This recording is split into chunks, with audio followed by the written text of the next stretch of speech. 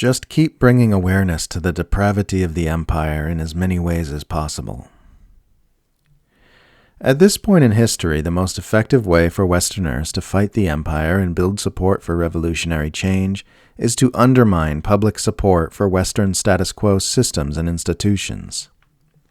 One does this by using every means at their disposal to help people see that the power structures which rule over us don't serve our interests, and that they are in fact profoundly evil and destructive. It takes a flash of insight for a Westerner to be able to really see the perniciousness of the U.S. centralized empire in all its blood-soaked glory.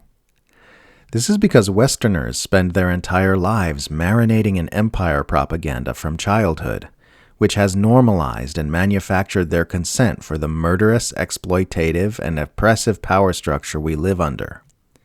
The current status quo is all they've ever known, and the idea that something better might be possible is alien to them. Teachers of spiritual enlightenment point students to the truth of their being in as many ways as possible in an effort to facilitate a flash of insight into reality. The reason they do that, rather than saying the same words over and over again from day to day, is because everyone's mind is unique and ever-changing, and what knocks things home for one student one day will just be useless noise to another student who will later pop open at something completely different. The receptivity to insight varies from person to person. Similarly, a Westerner who's been swimming in empire propaganda their whole life won't have their moment of insight into the depraved nature of the empire until something lands for them that they are personally receptive to. Someone who isn't receptive to words about the exploitative and ecocidal nature of global capitalism might be receptive to the threat of rapidly expanding censorship, surveillance, police militarization, and other authoritarian measures. Someone who is unbothered by the empire's nuclear brinkmanship with Russia and looming war with China may have their heart broken and their worldview changed when shown what is happening in Gaza.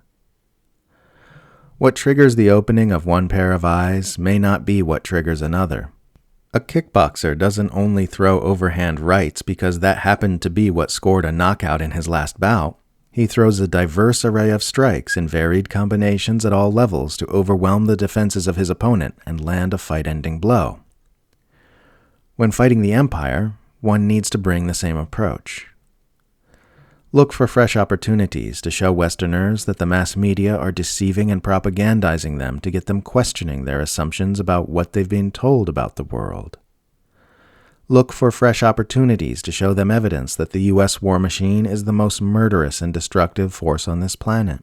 Look for fresh opportunities to show them how status quo systems create a far less beneficial society and a far less healthy world than what we could have under different systems. You never know what could be the one thing that snaps somebody's eyes open. Nothing you do on this front is wasted effort. All positive changes in human behavior at any level are always preceded by an expansion of awareness.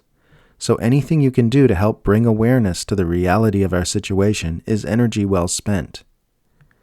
Any effort you make to shove human consciousness toward the light of truth in even the tiniest way has a beneficial effect on our species. So use whatever tools you can to make that happen. Have conversations, attend demonstrations, put up signs and stickers, write, tweet, make podcasts, make videos, whatever you find effective for you. Just make sure you're coming at this thing from as many angles as possible, because diversifying your attacks on the mind control machine is the best way to get through its defenses.